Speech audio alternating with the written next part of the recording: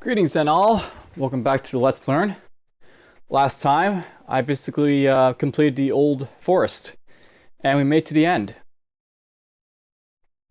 And then we came here to Durf and we're just going to sell off our items before we basically continue.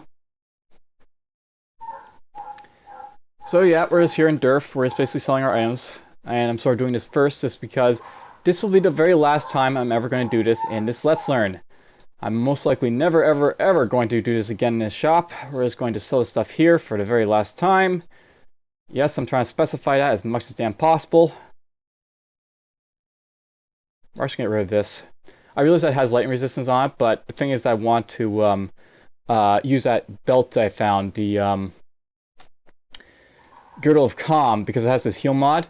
That heal mod is going to help me a whole lot more than the resistance to lightning. I put on what boots? Put those light resistance boots on. So we're not going to use these ones here. Not going to worry about these ones. Interesting. Boots that heal myself. Alright, Scholar's Iron Boots. Get rid of those. Get rid of these. And yeah, we're going to get rid of this this rare item here. I don't really care about it. I mean, it doesn't have enough really beneficial stats that I really care about it. I actually prefer the lightning resistance on that robe more so than this one, just for the dungeons I'll be doing after this. Didn't really find out that stuff. We're going to sell this healing infusion. We're going to sell this Insidious Poison infusion. This one. I think we're going to keep the Biting Gale rune, because that's actually not a bad rune to maybe show off in the future. Everything else will sell off.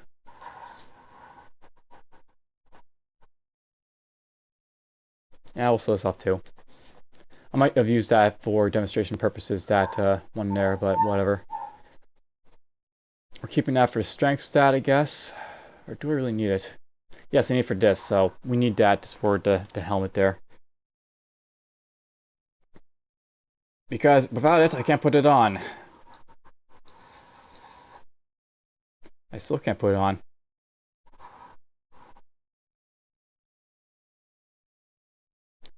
Okay, I've got a bit of a problem. What happened here?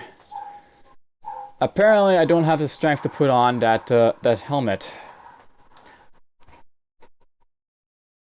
I must have sold an item that gave me the strength to put on stuff like that. Oh well, we'll have to rectify that in the future then. We'll have to find something for it.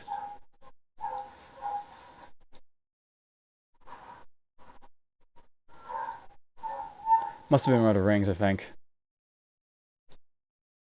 Well, whatever. Just have to push on. It's no big deal not being able to put on Gargoyle's helmet. That other helmet I have is actually not that bad. Because it has light resistance, but also because it has other stuff on it.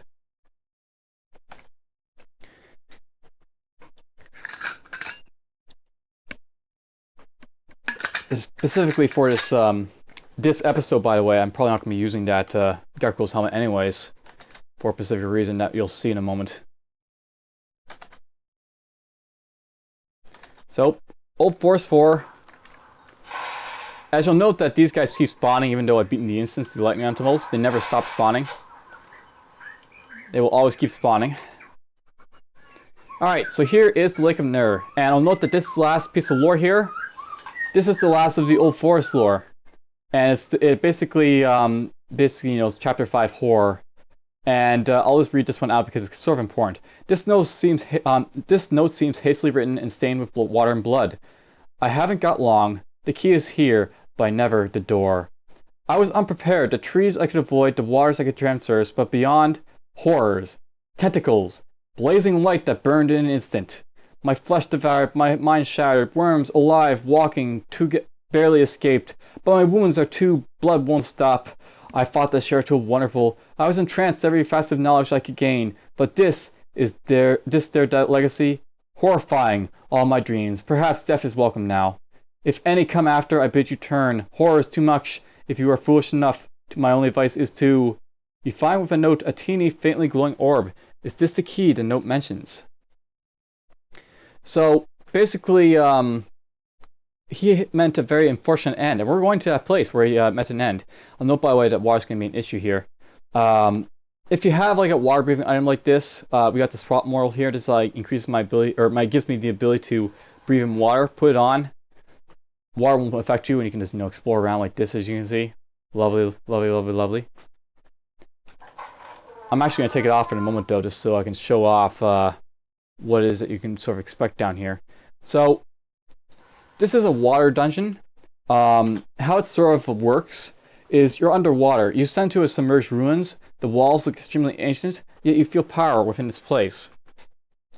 You're essentially in an underwater dungeon, and you're constantly, in water, so you're going to be constantly drowning. There's these air bubbles, which basically you can use to regain air. As you sit on, as you can see, your air bubbles go up, and you can use that to sort of, stay alive. I'll note, by the way, there's also traps called water siphons in here. They aren't really big of an, they're not really an issue, but they can be kind of annoying. Anyway, how you basically get the basic sort of idea. If you don't have the ability to breathe, you basically have to transverse this dungeon by ways of just, sort of constantly jumping from bubble to bubble until you get to the exit. And we just found something of light resistance, so we're going to check that out. I'll note, by the way, that this requires strength 20, so as my character's strength, sort of lacks off, I'm not going to be able to wear the heavier armor, so this is, we're not going to make use of this because it's got too much of a strength requirement. But oh well. Anyhow, this dungeon, the reason I say I won't be like transmogrifying in this dungeon, you're in water. You don't want to go back and forth through this dungeon if you don't have the sort of ability to sort of deal with drowning. I have the ability to sort of drown to avoid it if I want to. I'm sort of just trying to get to the exit so you can basically. This is what you have to do if you don't have the water breathing item that I have access to. You just have to keep wandering until you find a staircase, using the air bubbles to survive. You can't really rest in here, as you can probably guess, because there's that issue of constantly drowning. You actually get blind there. Blind can be kind of an issue in here, because if you get blinded, then you can't really see the air bubbles. Counterattacking. This guy, he's got dirty fighting, dual strike, flurry, grab, hack him back. This guy's a marauder. He's a marauder, so he's going to be kind of deadly. By the way, you can use fire in this dungeon. I use fire underwater. It's odd, I know, but whatever. It works. He's going to die in a moment, so we're just going to do this. You notice they stun me there, but whatever. Let's just get rid of that. Hit him. I'm confused, which is basically one of his talents they did on me. By the way, here's a staircase. So, where are you? Alright, so once you get to the staircase, you can just jump down, and that'll be it for this level. I'll actually save these just because I don't have the... I don't need to get rid of them. Alright, so Lake of Nur free. This is I'll note, by the way, this is one of the potential things that could happen. You'll descend into a new dungeon, and you won't have to worry about breathing. But it's worth knowing. Be very careful in this layout of the dungeon, Lake Nur free. Depending on what could happen, you could get another underwater level, which basically is going to have very tough enemies on it, or B, it's going to have this layout, and you're going to get to see firsthand what that Darwood Oakland was basically talking about with the tentacles and horrors and all that crap. Hopefully you won't, because if we do, I'm going to be dead. I don't think there's going to be any chance of me surviving if what he died to is going to be, if we encounter it, we're dead. I'll note, by the way, I can just explore now, because I put on a helmet. So yeah, if you put on the helmet, you can just breathe and rest and do everything normally as you usually can. No issues, just getting blinded and all the natural stuff.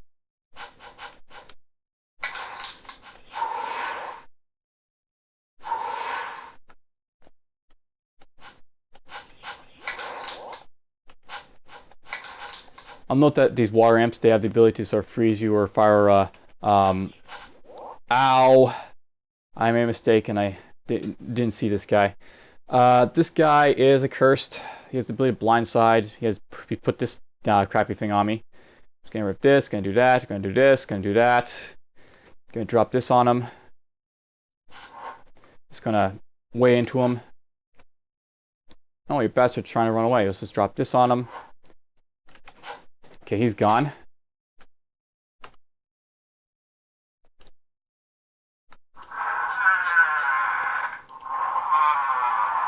So unlike the old forest, this area is a lot more dangerous just because you have this, like, potential problem of the fact that, you're going to be taking suffocation the entire way if you're not careful.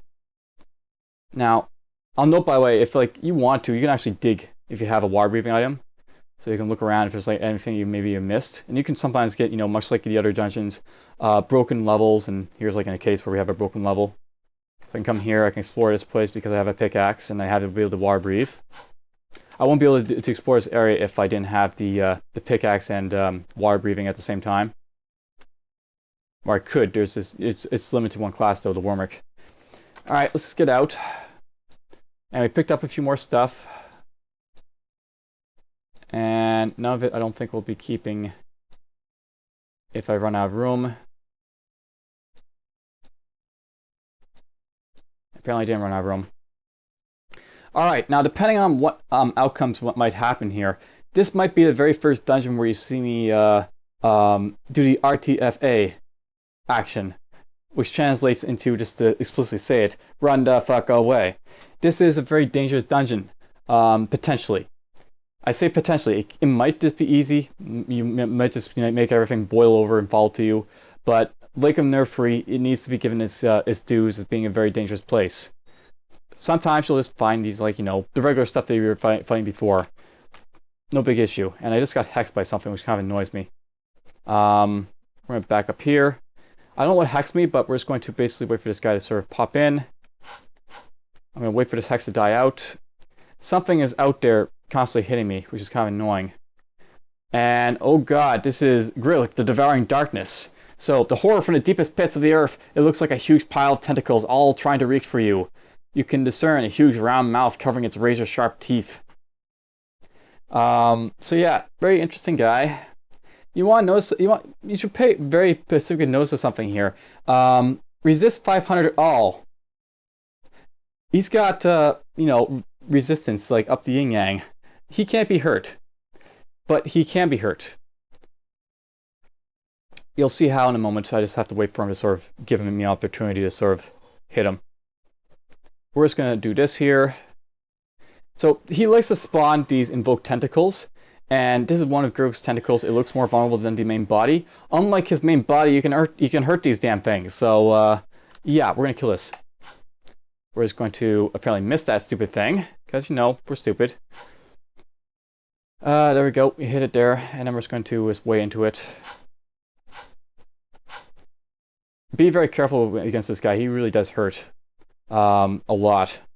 We're going to do this. And I think that guy died, so good. We'll just kill this one. And you'll notice that it just keeps hitting me quite a bit.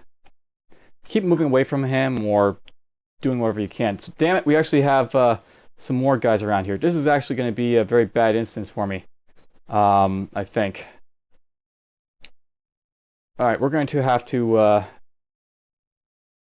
am I going to do this? This guy's over here. These guys are down here. I'm standing in a very bad spot. We're going to risk doing this. We're going to teleport down here. You notice that both of them got a shot on me, but the thing about these guys is that they're a lot less dangerous than the guy up there. Okay, we're going to stun him. He's stunned. You notice that these guys have shields on them, so they're actually very, shall I say, resistant to being killed. I'll note, by the way, is they also got something called Fire Affinity.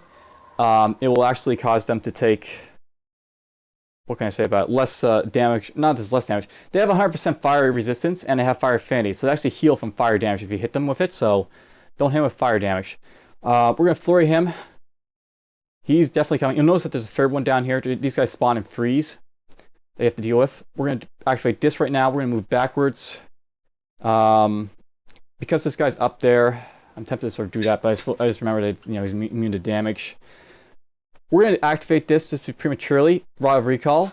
So you notice I have like a 40-turn waiting period, but this is a really dangerous instance. So yeah, we're going to do the RTFA. And we're just going to try and hold out before then. So you notice that this guy isn't dead yet. He's actually very resistant to damage. He's like taking a beating. Kill him. And we're just going to move backwards, rush forwards. I still have to deal with this guy. You'll notice that this guy is also injured though, by the way. He did take damage as a result of me killing his tentacles. That's how you hurt him. That's the only way to hurt him. And it's actually one of a couple monsters that basically do this. To hurt this guy, you have to kill his summons. If you kill his summons, then you kill him. If you don't kill his summons, then you don't kill him. Okay, we're just going to try and kill this guy. And he summoned another damn tentacle. Alright, I'm going to do something perhaps very risky. I don't have the ability to sort of survive this encounter if I, you know, stay here. So we're going to use teleport. And this may kill me, but... So here's why people don't really like teleport. It could send you into an instance, which is, you know, this is dangerous the last one you're in. Luckily, this isn't as dangerous. The Blade Whore here isn't too strong. We got Snake. They're not too dangerous. They're going to be kind of an issue, but they're not going to be a big issue like before. So let's move here, move here. We're going to activate this right there, and right there.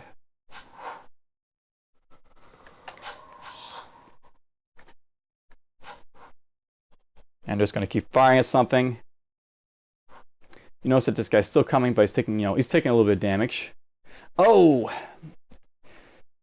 A bloated horror, this bulbous humanoid form floats here. Its bald, childlike head is disproportionately large compared to its body. Its skin pockmarked with nasty red sores. So yes, we ran into this guy. He's not fun when you have, other stuff to contend with.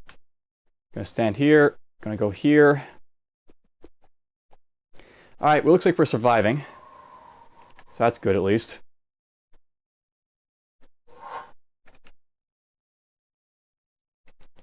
Okay, normally I'd probably, not be so trying to kill this guy, but I think I'm able to kill him, so we'll do so. These guys, I don't want to leave them alone because they basically have the ability to be annoying, so to speak.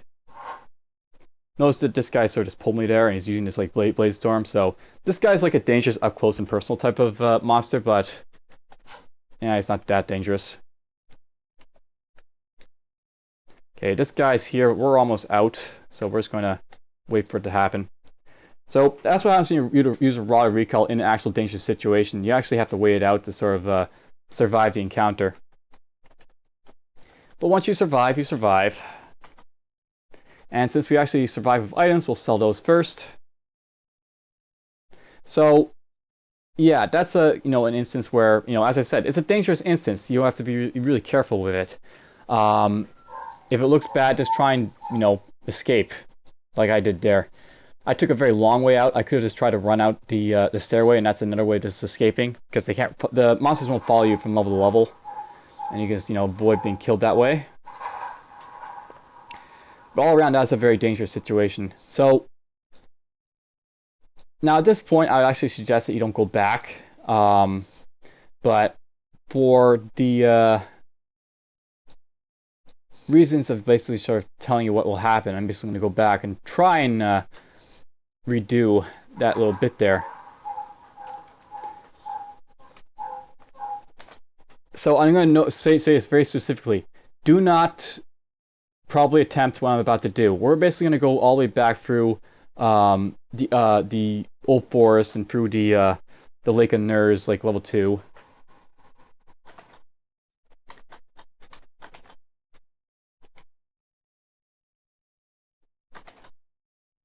And the reason I'm doing this is just so you can basically get to see more of the level. And I might be able to kill that guy too. He's not specifically hard by himself. It's just that he spawned with those luminescent horrors around him, and it was just an all-around bad situation for me to be in. But him alone is not that hard to go through and deal with. Okay, I'm going to do this initially. We're just going to put this on. And I think we'll keep this on because it has light radius. This is actually going to be more beneficial than the ability to run away from stuff with disengage. So we'll actually just off my hotbar so I don't actually use it. Alright, so he's here. You notice that he's at 100% health. After you leave a level and come back, anything that was injured is always returned to 100% health. This is true if you die and you come back. This is true if you leave and you come back. If you come back to a level, everything will be 100% health again. And it's very hard to sort of abuse it. If well, you can kill stuff, pick them off one at a time, but if there's a strong enemy like this, you have to take them out in one go. So I don't want to be around this part of the area just right now, so we're just going to teleport again. And I'll note that I was at full health there, so it wasn't really a big issue, but... yeah. Another bloated horror, we'll kill him.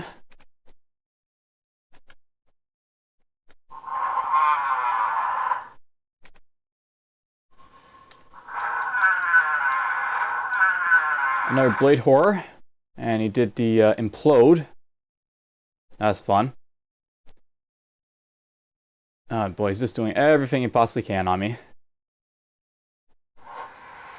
And yep, he did that one too. He has a few ranged effects, but it's most deadly in melee. So...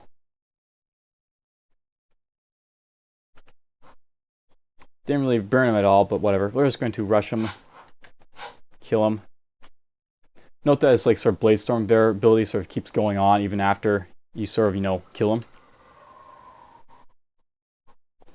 2 bloated horrors at once, that'll be interesting. Let's do this. We're just going to rush this guy. And I got confused. Okay, there's nothing this way. We're going to go up here. Okay, so another type of enemy to worry about. These are Devours. These guys are kind of interesting. They, how can I put it mildly about them? They have this thing called Frenzy Bite and Frenzy Leap that puts them in a frenzy. So a nasty bite that hits for some damage. It reduces the target's healing and causes the target to bleed for you know, a lot of weapon damage. And it's only usable while frenzied. They have Bloodbath, which basically delights in the spilling of blood of your foes. After scoring a critical hit, your maximum hit points will increase, so they get stronger. They have Gnashing Teeth. They basically have this thing that bites the target with weapon damage, lets them bleed all 5 turns. If the target is affected by a bleed, it will send the Devourer into a frenzy. So if you get bleeded by these guys, they send them into frenzy. That makes them do Frenzy Bite. They have Frenzy Leap, but basically lets them leap toward a target within range, only usable while frenzied. That lets them get around you.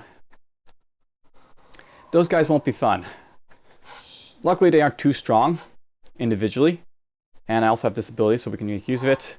So what we're going to do, we're just going to do Dirty Fighting on him, and I'll stun him. I sort of want to keep these guys sort of in range of each other. And yeah, he's put Bloodbath on him. He did hit me there, but whatever. We're just going to Flurry you and kill him. Kill you. Okay, they're all dead. Note that bloated horrors have the ability to phase door around. That's how they sort of move. They're much like the crystals from the Skintling Caves. They're not too threatening in any shape or form. Just kill them, you know, whatever.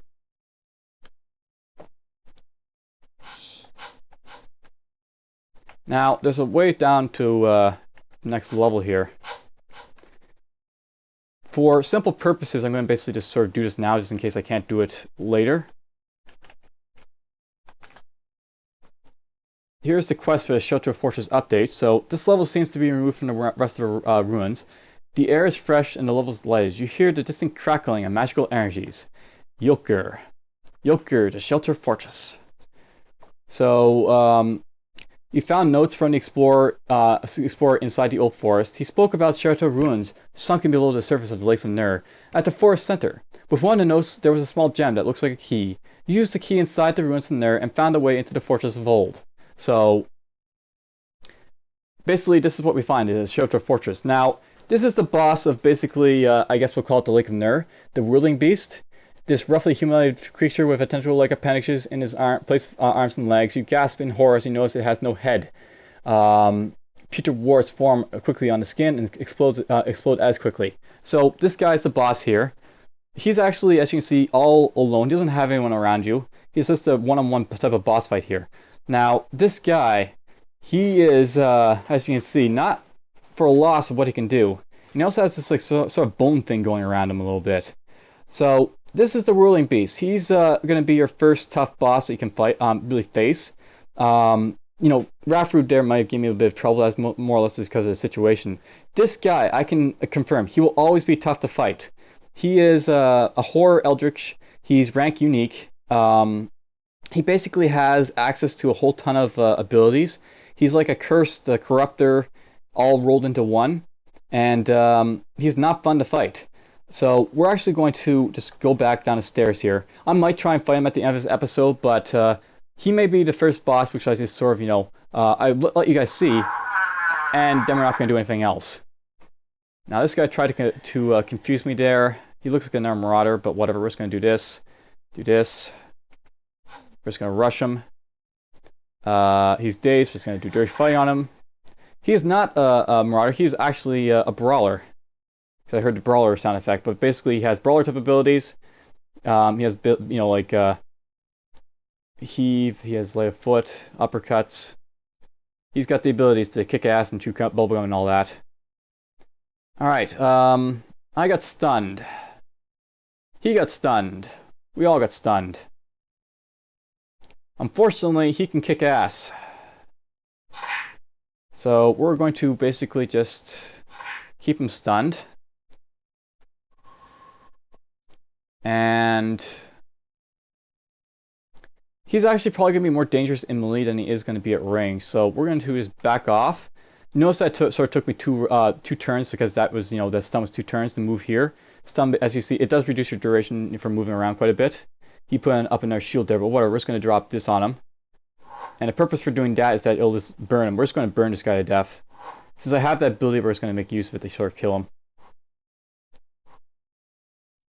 Now, he can't teleport out of the range, but hopefully I can get some shots in like this just to sort of deal with him.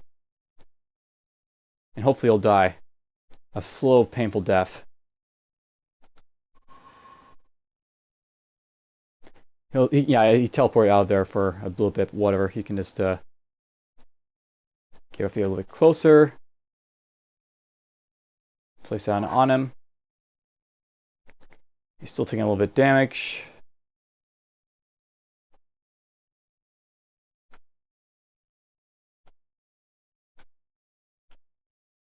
Get here. And he teleported me back a little bit, but whatever, we can just drop this on him. And he teleported for sure that time. Looks like he's down this direction now. And there he is. We're just going to drop this on.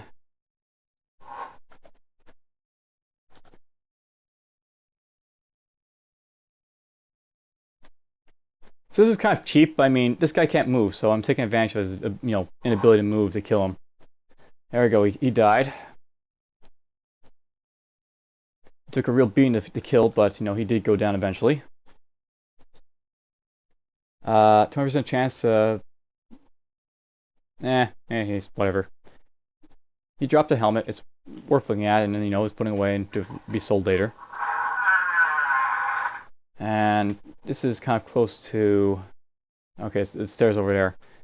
I'm being careful because, you know, I don't want to run into that unique that sort of caused me problems. He's over there now.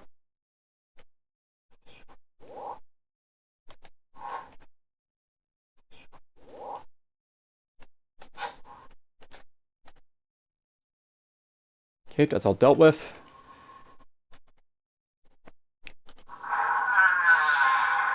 I'm quite happy actually about this this sort of journey for this dungeon. There's a type of enemy that can spawn here. You sort of got it from a hint from the lore here, so shown no lore. In the old journal entry here, he basically is going on about horrors, tentacles, blazing light, burning in an instant. My flesh devoured, my mind shattered, worms alive, walking together.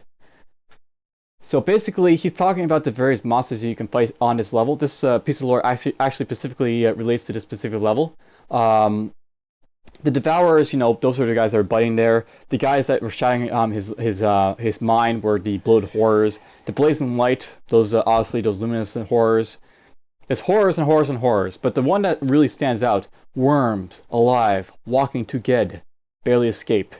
That was the last one in his like sort of piece here. And much like him, if I run into something that's got, you know, worms, so to speak, it's gonna, you know, cause issues. Okay, we're just gonna do this, do this. Oh no, by the way, this guy's got this special talent that basically puts like a light effect on the tile that basically damages you if you're in that tile. If actually if you click on him, this limits the horror here. He's got this ability called Searing Light. It calls the power of the sun into a searing lance, doing damage to a target and leaving the spot on the ground for 3 turns after to do more damage. Initially, it does its most damage, but it's still a dangerous thing. Oh, there's a tentacle. Let's try killing that. Actually, I should do Whirlwind right here. Do this because... Okay, kill them both. So obviously he's up there sort of trying to deal with me. I'll note, by the way, that he actually puts something called a Burning Hex on you. This is an ability that makes you take extra damage when you put... if you use an ability, it basically will cause your abilities to damage you and put them on cooldown for longer. So you won't be able to use your abilities as much. It's not a big deal since I don't have the ability to really use, but it's sort of something to be careful of.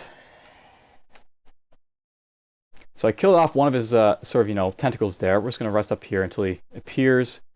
He hexes us again. He dropped that on us. Kill that. Heal up. And there he is. So as you can see, he's been injured quite a bit, a little bit over once more. What do we want to do? I'm going to try to risk this, but I'll note this is always sort of dangerous to do, but using teleport can, you know, it can basically put you in a bad situation. You know, the first time it was okay. We didn't really get a bad situation to sort of play with there, but it could have been bad. Some more Devours, so we'll deal with them. One of them is actually a rare. I'll note that when there's like a rare enemy that's like one of these like group ones, they always spawn with their lesser buddies. The one guy will be rare, but the other guys won't be. Okay, he's a rogue. He's got rogue type of talents. He can use traps. Hopefully doesn't use them. Let's drop that on him. Let's actually stand here. And I'm going to wait for these guys to get a little bit closer. And we'll do this. We're going to do dirty fighting on him to try and kill him. So I took a little bit of fire damage there. Let me get a little closer. Okay, he used the rogue talent hide in plain sight, which basically, you know, put him in stealth immediately. I can still see him by luck because I'm able to detect him, but he went into stealth. He does not have Shadow Strike, so I don't think we're going to have to worry too much about him being able to, what can I say about Shadow Strike? Do extra damage on us, but he's still going to be an issue if he hits me in stealth, so... Let's see, we're just going to try this. And he puts trap down on me. He put the bear trap. But we're just going to try and kill him quickly. He's out of the way. Do that and that. So that's done. And more of those guys to deal with. Now, this is going to be kind of a bad place to put this, but we're going to put these down here. They're going to damage these guys, the Devours. They'll heal up the Luminous Horrors, but the Luminous Horrors specifically aren't... what can I say about them? They're already at full health, so it won't really heal them if they're already at full health. As you can see, you receive a little bit of healing, but whatever. Now let's drop this here. Do this.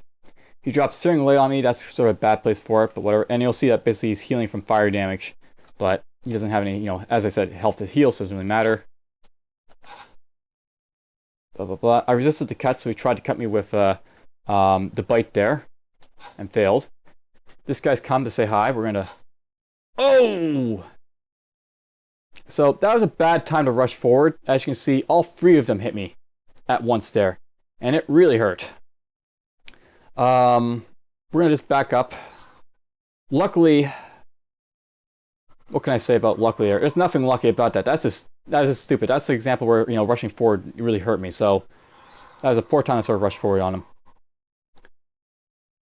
I'm sort of going to wait here for this guy to sort of move up on me right there, because he'll basically put him in range of me and not have all those guys in, you know, the direction to sort of hit me.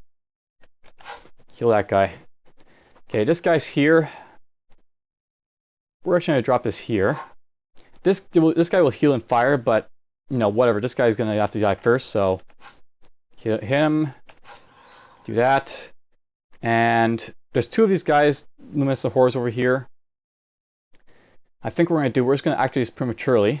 And the purpose for doing that was just so that, you know, once I took damage, I start healing up immediately. This is gonna be kind of stupid, but we're gonna move forward. As you can see, you know, this guy shot me, but there's only two of them now, so it's not as bad. We're basically going to use Sweep.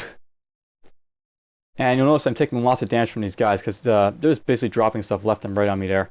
But he's got bleeding on his effect on him, so he's going to take, what can I say, bleeding. He'll take a little bit of extra damage from it.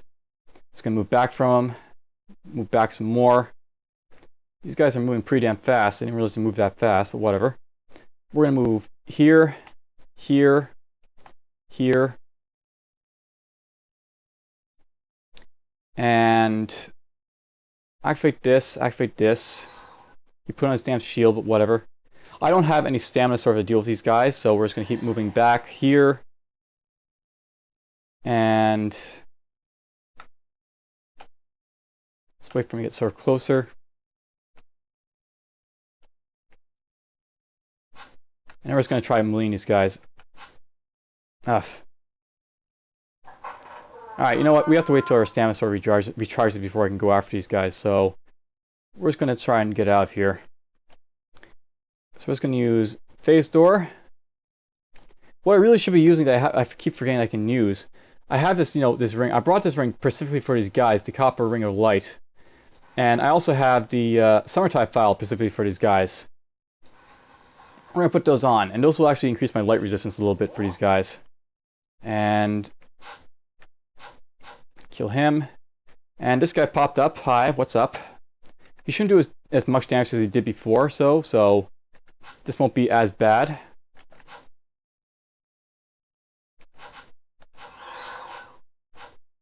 And these guys can heal, by the way, if they use their healing talent. They have Healing Light, they have Providence, they have stuff that heals them quite a bit.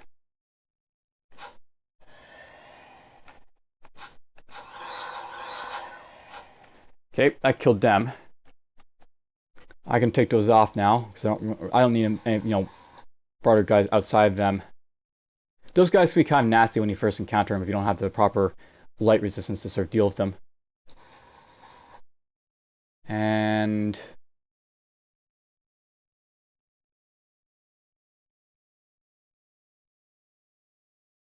put this one on, I guess. Okay, so we killed all those guys. I don't know where we call it, blessing or curse, that I haven't found the threatening monster that I'm really scared of. I'll note this guy healed up a little bit. He can heal if he wants. You know, just from natural healing up. Do that. He's a little bit injured, but I'll wait for his tentacle to sort of spawn again.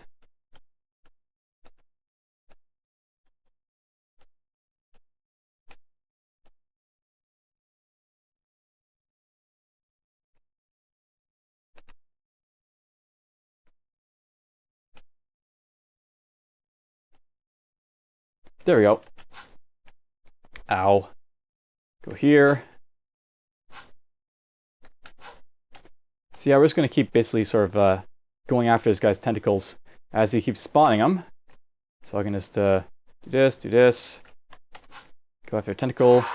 Kill a tentacle. Just move away, wait for him to spawn another one. Ow.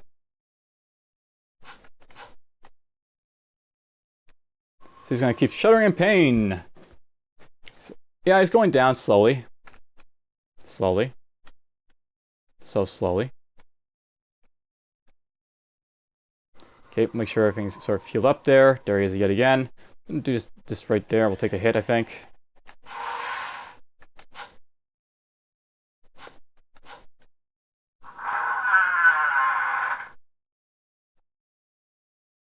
Another one. Another one died. Another bit of injury to him. A note, by the way, there's a water jet right there. Those are just another type of trap that you can find. They're the one-time trap, basically, that will pop up. There he is. He spawns a tentacle. We hit the tentacle. We try to kill the tentacle. And he died. So, as you can see, you just keep killing the tentacles and he eventually keels over. He's actually not that tough, as you can see. He's just, you know, you have to counter him by himself and take him out slowly. When used from stealth, a simple attack will not break its stealth. Alright, so this is going to be a replacement dagger, I think, for this one right here, actually. It's actually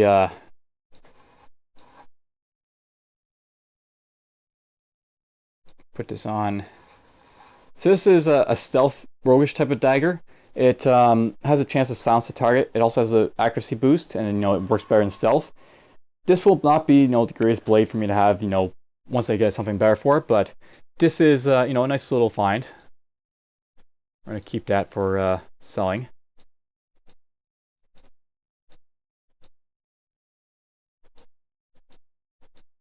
Found another piece of light resistance and equipment there.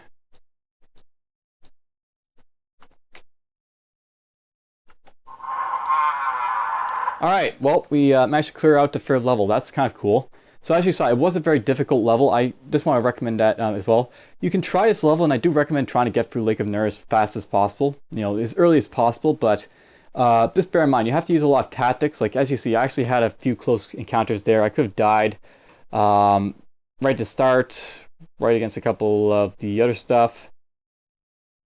The Luminous of the Horse, for example. Light resistance will help out against those guys. You know, using you know, the sort of terrain to sort of stay away from that big tentacle monster helped against him. You probably won't find him, by the way, in all your runs, that guy, but that's a good example where I just, you know, I found him. He's a difficult guy to sort of beat, but I did beat him.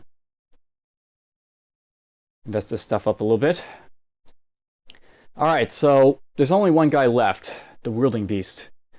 Much like Lake of Nur 3, this guy is going to be very, very difficult. I consider this guy to be the first real boss you'll fight. What to say about him?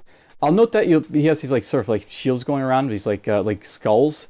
He actually has a special ability. He actually will negate damage that you sort of that you do to him initially.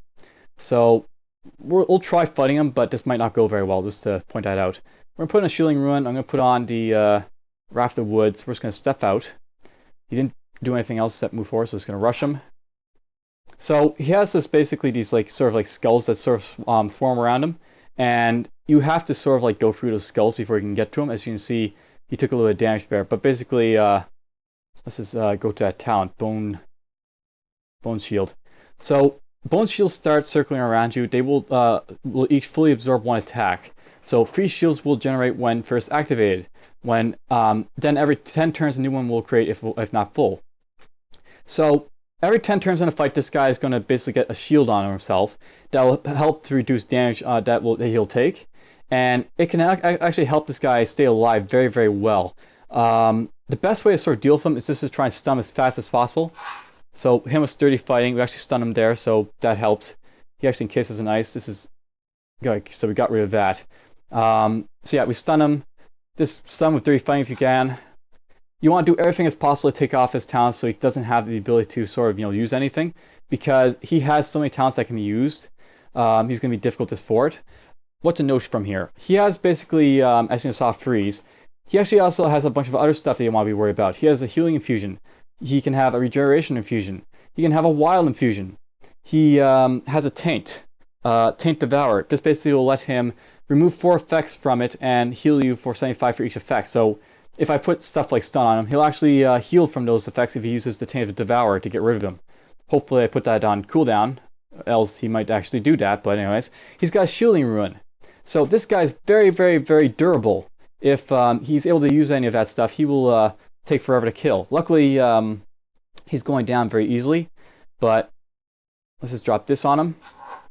And I'm going to drop this on him. I'm dropping all this stuff on him just to sort of like build up damage, because I want to make sure I kill him as fast as possible. If he starts running away or anything else, hopefully it'll just, you know, add up to a lot of damage. We'll flurry him, and there we go, we got him. So he wasn't that tough for me because I got really lucky and stunned him. If you don't manage to stun him, he'll just rip you apart, and luckily you didn't get to see me get ripped apart. Anyhow, so here's the Yogurt, the Shelter Fortress. You come inside, you basically have this like sort of like, you know, alien type of structure. There's this shelter control orb, you just basically go to it. The orb seems to represent the world of Maj'Eyal as a whole. It is also probably used for controlling the fortress. You do not understand the inscription there. Oroscus Nix Corpru. So you can examine the orb. The device seems to be made of pure crystal. It projects a very accurate map of the known world, including the forbidden continent of the south. There seems to be a hole about the size and form of your rod of recall. Insert the rod. As you take the rod close to the orb, it seems to vibrate and react. A shadow appears in the corner of the room. You retract the rod immediately, but the shadow stays. It looks like the horrors you fought when coming inside, only less degenerate. The thing looks roughly humanoid, but it has no head, and its limbs look like tentacles. It does not seem hostile. And home sweet home! Dispatched the ruling beast and took possession of Yilkur, the shelter fortress for your own usage. So, the faster you do this like sort of quest, the faster you gain access to Yilkur, the shelter fortress for your own use. You can come up to this guy and basically you can just talk to him. The creature slowly turns to you. You hear his terrible voice directly in your head. Welcome, master. What are you? Blah, blah. He basically will give you like some insight about this place and all that.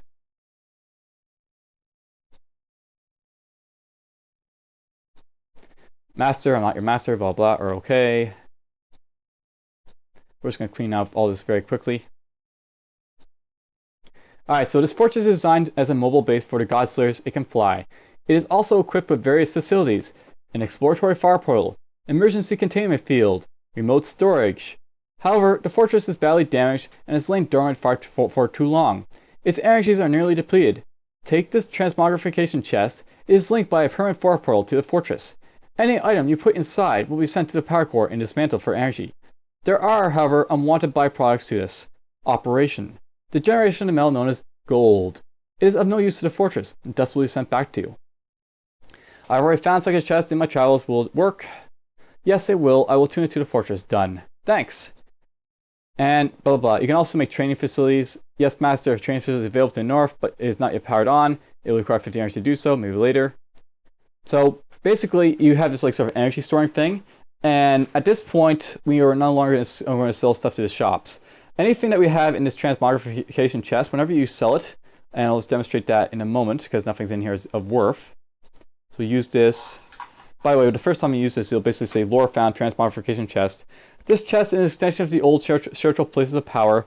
Any items dropped inside are transported to an other place, processed and destroyed to extract energy. The byproduct of this effect is the creation of gold, which is useless to the process, so is sent back to you. When you possess the chest, all items you walk upon will automatically be put inside and transmogrified when you leave the level. Simply go to the inventory to move them out of your chest if you wish to keep them. Items in the chest will not encumber you. And we'll just get rid of those. So as you see, the energy sort of pops up when you sort of sell stuff to this transmogrification chest linked to this fortress now. So we actually want to do that. And anything that I'm not going to be, using, we're just going to basically sell it. This will give us some gold, but more importantly, it'll give us some power for the fortress. And I can just basically show you the abilities it basically gives you as we power it up. Yeah, we can transmogrify this. We won't keep this one. We already have enough light resistance for now. Sell that. Sell this.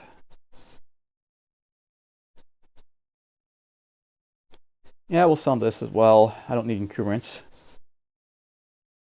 And we'll keep that on for a moment.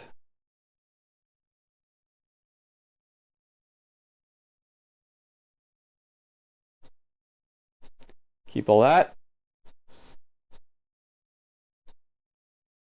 And we'll keep all this. So we sold all our stuff in there, boosted up the energy a little bit more. The more energy you get in here, the basically the more abilities you can do with the fortress. So yeah, there's that. There's also some. By the way, there's also a note. By the way, there's lore in here. The first mural painting, you see a mural showing a dark and tortured world. Large godlike figures with power auras fight each other, and the earth is torn beneath their feet. There is some text underneath which you do not understand. So blah blah. I'll get back to these like murals later, but there's basically these murals all over the Sherator Fortress, basically documenting a little bit about the Sherator, giving you a little bit of lore about them. There's also this Library of the Lost Mysteries. If what can I say about it? If you click on this, it basically downloads all your lore from past runs. Now I have literally all the lore from my travels in Maj'Eyal in this game. So any piece of lore that I found at all at any time playing this game over my many runs have been put into this character. He now knows everything that my other characters know. I found basically all the lore pieces, 296 of it I found. A different point of view, basically get achievements for different lore you basically found. As you can see, there's a few pieces of lore that basically pop up there. Also, note down here, if you go over here, there's this items vault control orb. This basically lets you make like a sort of item vault. It's kind of like a shared stash. If you have played a game like Diablo 2 or Diablo 3, they have this like sort of like shared stash type of thing, or I think it's only Diablo 3. But basically, the shared stash, you can basically transfer stuff between characters with this. So this orb seems to be some kind of interface for an extra dimensional vault of items. All your characters in the alternate universes will be able to access it from here. Only items from validated game versions are uploadable. I'll note that this is a donators feature only, so items are saved on a server. Only donators have access to this feature. And number of items storeable at once depends on your generosity. I, Dark God, the maker of this game, want to personally thank all donators because the people are keeping this game going. Thanks to enjoy it. So I want to note that this is not an essential feature to playing this game, but if you're a donator, this is one of the sort of perks you sort of get for donating to sort of keep this game alive. Basically has the free options down here. You can place items into the vault. I think we're actually going to do that a little bit just to sort of get some of this stuff out of the way. I'm not going to need what from here.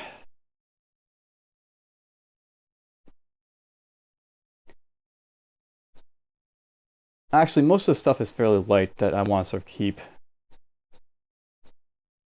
So we're just going to keep all of this for now.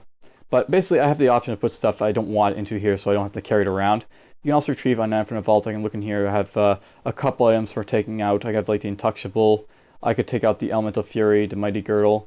So retrieve an item from a vault. When you place an item in a vault, the paradox energies around it are so powerful you must wait 1 hour before retrieving it. Warning, while you can retrieve items made from previous versions of the game, no guarantee is given that the universe or your character will not explode. So be very careful sort of with the item vault. And notice that I basically have up to 7 items I can sort of save in here if I want to. I won't take anything out for this sort of game, but I could use that if I want to, if I so desired. And finally, there's this teleportation circle here. I'll note that you basically have no more stairs once you beat the boss. And you can just go here. This is basically something that lets us, instantly travel back to the world map. And we're back on the world map. So there's this little portal here. This basically takes you to your Chateau Fortress. That's like your sort of gateway to get there if you want to from the world map. That's how you get there, blah, blah, blah. And that's all that really needs to be said about the Chateau Fortress. So this has probably been a long episode, obviously the most difficult. I would probably say that this is maybe one of those times that you may want to hold off on like doing that dungeon if you feel it's too difficult. I basically got through there because I'm very experienced. I knew like sort of how to maybe handle the situation and have a highest probability of like surviving it, but even with my experience, you saw how many times I sort of died there. So many close calls, so to speak. So if you're going to go to the Lake of Nur from the Old Forest, maybe do it maybe around level 20. If you can do it earlier, I recommend doing it. If you can basically find a water-breathing helmet, you can basically get through the second part of the Lake of Nur and then come back to do the third and fourth later on. It doesn't hurt to sort of wait it out if you want to. And it might be the best thing to do to sort of survive it. Alright, so next time I think we're just going to the very old Halfling Ruins over here. And we'll basically continue on once we get through this one. So take care.